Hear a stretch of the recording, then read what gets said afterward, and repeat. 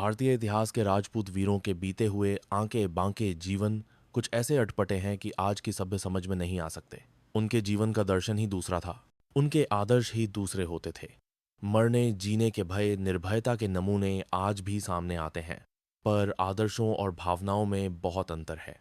प्राचीन राजपूती जीवन में एक शौर्यपूर्ण शालीनता, एक दबंग शिष्टाचार और एक प्राणवान आदर्श था। तत्कालीन मुगल शासकों ने अपने शासन काल में राजपूती जीवन को हत ओज कर दिया था। अंग्रेजों ने उसे नपुंसक किया और अब वर्तमान युग परिवर्तन ने तो उसकी अंत्येष्टि ही कर डाली। अब तो रह गई उनकी वह उन दिनों की अलवेली कहानियां, जिन्हें भाट चारण गांव गांव और घर घर जाकर सुनाया करते थे। गांव के बड़े बूढ़े सदियों की रात में अलाव सुलगाकर गांव के सब तरुणों को आग के आसपास बैठाकर पकते हुए गुड़ की सौंधी सुगंध से भरे हुए वातावरण में भीगती रातों में कहानियां सुनाते थे, जिनसे पुराने राजपूती जीवन के किसी पहलू का पर्दा उठकर राजपूती चरित्र के दर्शन हो जाते थे। सदियों की भीगती रात, पकते हुए गुड़ की सौंधी सुगंध से भरा वातावरण, गांव का किनारा, अलाव के चारों ओर बैठे तरुण ताप रहे थे। निश्चिंत होकर बाजरे की रोटियां भर पेट खाकर आकाश के टिमटिमाते तारे वे देख रहे थे। बूढ़े चारण का आज उनके गांव में आगमन हा था। आज उनकी खाट भी इसी अलाव के पास बिछी थी। अलाव से उठती हुई लाल पीली आग की लपटों से वृद्ध चारण की लंबी सफेद दाढ़ी कुछ अद्भुत सी चमक रही थी। तरुणों का आग्रह था, बाबाजी कोई कहानी सुनाइए। और चारण प्रसन्नमन यूं कहानी सुनाने लगे। जैसलमेर के सीढ़ों में कोटेचे राजपूतों का घर बहुत प्रसिद्ध था। उसकी बड़ी बेटी को ब्याहने मोहिल पड़िहार आए थे। ब्याह राजी, खुशी, धूमधाम से हो गया। बारात ब्याह करके लौटी। राह में पड़ाव पड़ा। गोठ हुई। गोठ में 16 बकरे काटे गए। उनकी मंडियां चरवे में भरकर इस अभिप्राय से रख दी गईं कि दूसरे दिन नाश्ते के काम आएंगी। वहां से कूच हुआ। रातों रात बारात चली। भोर होते ही एक तालाब पर मुकाम हुआ। साथ के बाराती राजपूत नित्य कर्म स्नान सेवा में लगे। दुल्हन का सुखपाल भी एक वृक्ष की छांव में उतारा गया। दासी भारी भर लाई। दुल्हन ने दातन किया, मुखमार्जन किया, स्नान किया और सिरावण नाश्ता मांगा। दासी ने कहा, बाईजी यहां और तो कुछ नहीं है, चरवे में बकरों की मूड़ियां वही ले आ। दासी चरवा उठा लाई। दासी परोसती गई और स्वस्थ दुल्हन मूड़ियां चट करती गई। जब साथ के ठाकुरों ने जलपान की तैयारी की और नाश्ता मांगा, तब दासी से कहा गया वह चरु उठा ला। दासी ने हाथ बांधकर कहा, चरु क्या करोगे अन्नदाता, उसमें की चीज तो सब चट हो चुकी। ठाकुरों ने सुना तो सन्नाटे में आ गए। सब एक दूसरे की ओर देखने लगे, पर सबने चुप साध ली और वहां से डेरा उठाकर आगे चले। पड़िहार आए। इतनी कहानी सुनकर एक दो तरुण हंसने लगे। किसी ने कहा, बाबाजी बहू का मुंह कितना बड़ा था। चारण ने कहा, जब तुम्हारी बहू आए तब उसका मुंह देख लेना कितना बड़ा है। अभी कहानी सुनो। बाबाजी ने फिर कहानी आगे बढ़ाई। घर आकर ठाकुरों की पंचायत जुड़ी। बहुत बहस हुज्जत के बाद ये बात करार पाई कि इस बहू का भार हमसे न सहा जाएगा। बस दुल्हन के पिता को पत्र लिख दिया गया कि तुम्हारी बेटी का निभाव हमारे यहाँ मुश्किल है, अपनी बेटी को ले जाओ। ठाकुर की बेटी ने भी बाप को सब हकीकत लिख दी। तब कोटेचे ठाकुर ने अपनी बेटी वापस बुला ली। इस पर एक तरुण ने कहा, बाबाजी क्या पड़िहारों के यहाँ बकरों की बहुत कमी थी? पर चारण ने दाढ़ी पर हाथ फेर कर कहा, कहानी सुनो। यह बात महोबे के राठौर राव मालाजी ने सुनी तो उन्होंने कहा, उस राजपूत ने खाने के बदले बहू त्याग दी, बड़ा खराब काम किया। ऐसी राजपूतानी के बच्चे तो बड़े वीर बवंडर योद्धा हो सकते हैं, शहरों के भी कत्ले चीर डालेंगे। रावल मालाजी के यहाँ उस समय बहेलवे का राणा इंदा उगमसी चाकरी करता था। उसने रावल के मुंह से यह बात सुनकर आदमी भेजकर कोटेचे को कहला भेजा कि तुम अपनी बेटी मुझे दे दो। कोटेच ने स्वीकार किया। उसने इंदा उगमसी को बेटी दे दी। नई रानी के साथ ईदा मजे में रहने लगा। उससे कोटेचे रानी के साथ बेटे हुए। एक तरुण ने फिर हंसकर कहा, बाप जी उन 7 बेटों के नाम क्या थे? अरे बेटों के बाप, कहानी सुन, जिनकी बात आगे आएगी उनका नाम भी सुन लेना। उन्होंने कहानी आगे बढ़ाई। उन 7 बेटों में एक था ऊदा। जब वह सयाना हुआ तब रावल मालाजी की चाकरी में महोबे में रहने लगा। उन दिनों एक बाघ गोपाल की पहाड़ी पर बड़ा उत्पात मचाता था। राजपूत बारी बारी से उस पहाड़ी की चौकी पर भेजे जाते थे। एक दिन ऊदा की भी बारी आई। उसने जाकर पहाड़ी को घेरकर बाघ को पकड़ लिया और बांध कर ले आया तथा रावल जी को भेंट कर दिया। रावल जी ने प्रसन्न होकर बाघ उसे ही दे दिया। उसने बाघ के गले में एक घंटी बांध कर छोड़ दिया और ऊदा ने सबसे कह दिया कि उसे कोई न मारे, जो कोई मारेगा उससे मेरी शत्रुता होगी। बाघ स्वतंत्रता से फिरने और नुकसान करने लगा। एक बार घूमता घूमता वह भादराजन जा निकला। वहां सिंघल राजपूतों ने उसे मार डाला। इससे ईंदों और सिंघलों में बैर बंध गया। दोनों परिवारों में युद्ध हुआ। 25 सिंघल मारे गए। भादराजन और 84 का मार्ग चलना बंद हो गया। उदा का विवाह इहड सोलंकी की बेटी से हुआ था। वह सिंघलों की चाकरी करता था। उदा की पत्नी भी ब्याह के बाद 7 बरस तक पति के घर न आई, क्योंकि मार्ग बंद था। यदि किसी पक्ष का कोई व्यक्ति उस मार्ग पर चलता पाया जाता तो दूसरे पक्ष वाले उसे मार डालते।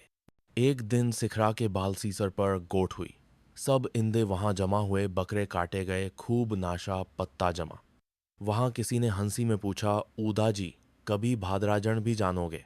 ऊदा बोला, आज ही रात को जाऊंगा। घर आकर उसने अपनी काठन घोड़ी को उड़दाना गुड़ पाटा मिलाकर दिया। तब उसके भाई सिखरा ने पूछा, आज घोड़ी को उड़दाना क्यों देता है? उसने कहा, भादराजन जाऊंगा। सिखरा उसका बड़ा भाई था। उसने कहा, जहां ऐसा वैर है कि पग पग पर आदमी मारे जाते हैं, तू वहां क्यों जाता है? ऊदा ने उसे कसम खिलाकर कहा कि मुझे मत रोके। सांझ होते ही ऊदा चल खड़ा हुआ और आधी रात को ससुराल जा पहुंचा। ससुराल का द्वार खुलवाकर भीतर गया। सरगरे डोम ने जाकर ईंधन दे ऊदा की स्त्री को जगाया, ढोलिया बिछा दिया। ऊदा थका था, उसे नींद आ गई। वह अपनी घोड़ी का कायजा खोलकर उसे बांधना भूल गया था। वह कसी कसाई बाहर खड़ी थी। इतने में ऊदा का साला जग गया। उसने घोड़ी देखी। वह पहचान गया ऊदा की है। वह उसे लेकर पायगाह में बांधने चला। इसी समय ऊदा की आंख खुली। उसने समझा कोई चोर घोड़ी को लिए जा रहा है। भादराजन में चोर बहुत रहते थे। ये समझकर वह लपका और ननवार का एक हाथ खींचकर मारा। साले के 2 टुकड़े हो गए। आहट पाकर ऊदा की स्त्री भी आ गई। उसने देखा भाई मारा गया। उसने कहा, ये तुमने क्या किया? इसी समय ऊदा की सास भी आ गई। उसने सारी हकीकत सुनकर कहा जो होना था वह हुआ। अब यह दूसरा बैर बढ़ा। अच्छा यही है कि अब तुम चुपचाप यहां से चले जाओ। ऊदा ने सब बातों पर विचार किया। सास को प्रणाम किया। एक नजर पत्नी पर डाली और घोड़ी पर सवार हो गया। अंधेरे में गायत्र हो गया। इस बार सब श्रोतागण सन्नाटे में बैठे रहे। सबके चेहरे पर चिता और उन्कता व्याप्त हो गई। एक ने सहमते सहमते कहा।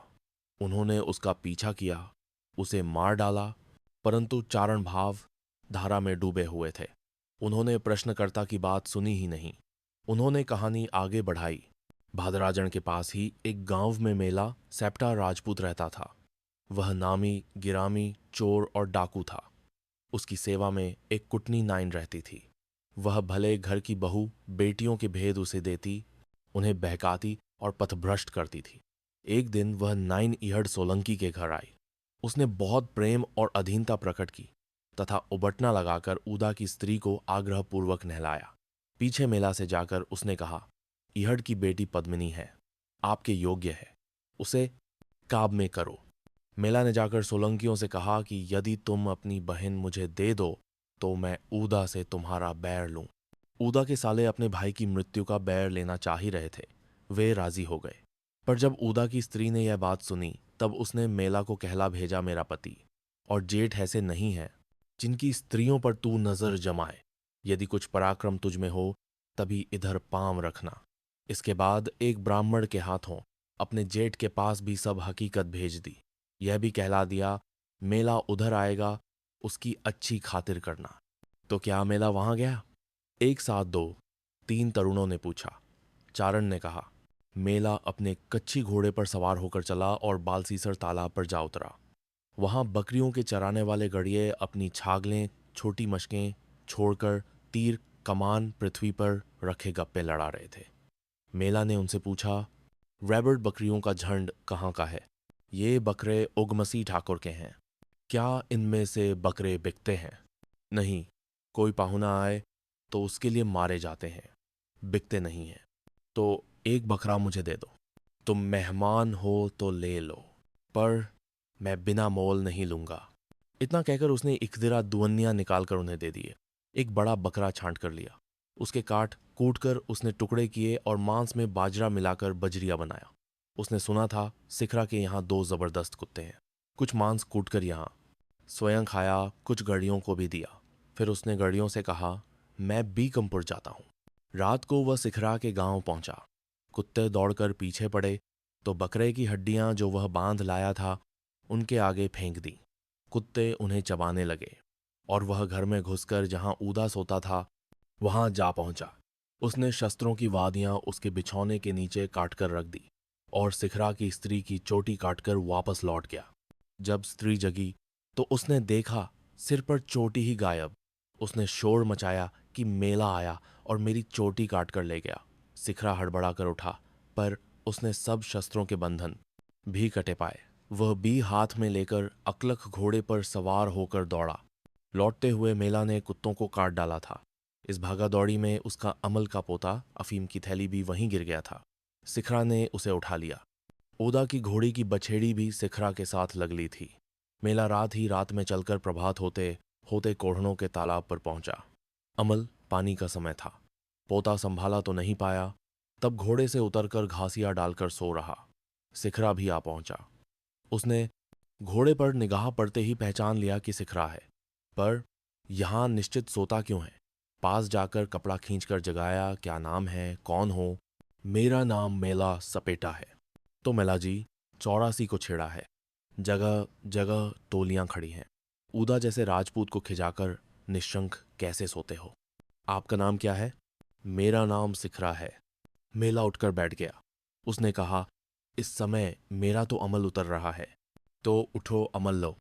मेरा तो अमल का पोता कहीं रास्ते में गिर गया, मैं अपने ही पोते की अमल खाता हूं। सिखरा ने वह पोता निकालकर मेला के हाथ में दे दिया। छागुल में जल भर लाया, अमल पानी कराया और फिर कहा, मेला जी अब थोड़ा आराम कर लो, मैं तुम्हारे पांव दबा दूंगा। मेला सो गया। सिखरा पांव दबाता रहा। थोड़ी देर में मेला जागा। आंखों पर पानी के छींटे दिए, शस्त्र बांधे। सिखरा ने पूछा, युद्ध किस तरह करोगे। सवार होकर। वह अपने घोड़े पर सवार हुआ।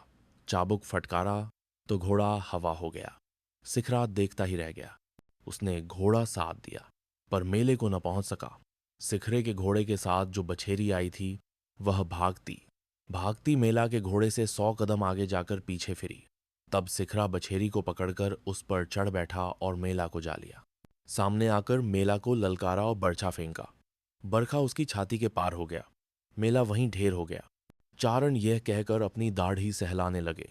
सुनने वाले सांस रोककर सुन रहे थे। चारण ने एक बार आकाश की ओर दृष्टि की। तरुणों ने कहा, फिर। इतने ही में ऊदा भी वहां आ पहुंचा। मेला को मरा पड़ा देखकर उसने भाई से कहा, भाई इसका अग्नि संस्कार करना चाहिए। दोनों भाइयों ने दाह किया।